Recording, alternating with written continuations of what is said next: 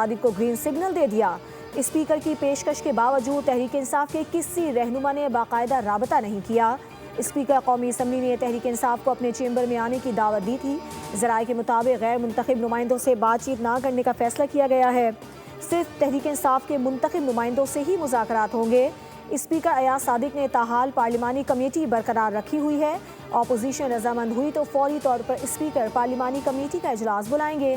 تحریک انصاف نے اسپیکر سے آخری ملاقات محمود خان اچکزئی کو اپوزیشن لیڈر بنوانے کے لیے کی تھی۔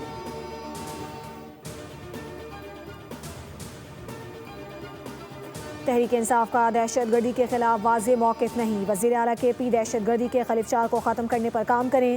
وزیر دفاع خواجہ آصف نے وزیر اعلیٰ کے پی کے صوبے دوسروں کے دوروں کو رنگ بازی قرار دیا۔ پارلیمنٹ ہاؤس کے باہر گفتگو کرتے ہوئے کہا کہ وزیر اعلیٰ دوسرے صوبوں کے بجائے اپنے صوبے کے ہر کونے میں جائیں، لوگوں کو قیادت کے ہونے کا احساس دلائیں۔ وزیر اعلیٰ شہداء کے جنازوں میں شرکت کریں۔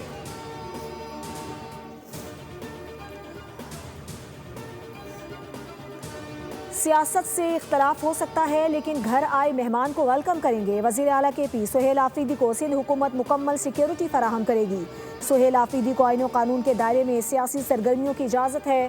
وزیر اطلاع سندھ شرجیل انعام ایمن کی میڈیا سے گفتگو، کہا قومی اداروں پر جو پروپیگنڈا ہوتا ہے اس پر اعتراض ہے۔ بانی کی حکومت میں دہشت گردوں کو چھوڑا گیا۔ بانی پی ٹی آئی کھل کر طالبان کو سپورٹ کرتے رہے۔ پی ٹی آئی نے آج تک گالیوں کے سوا کیا ہے؟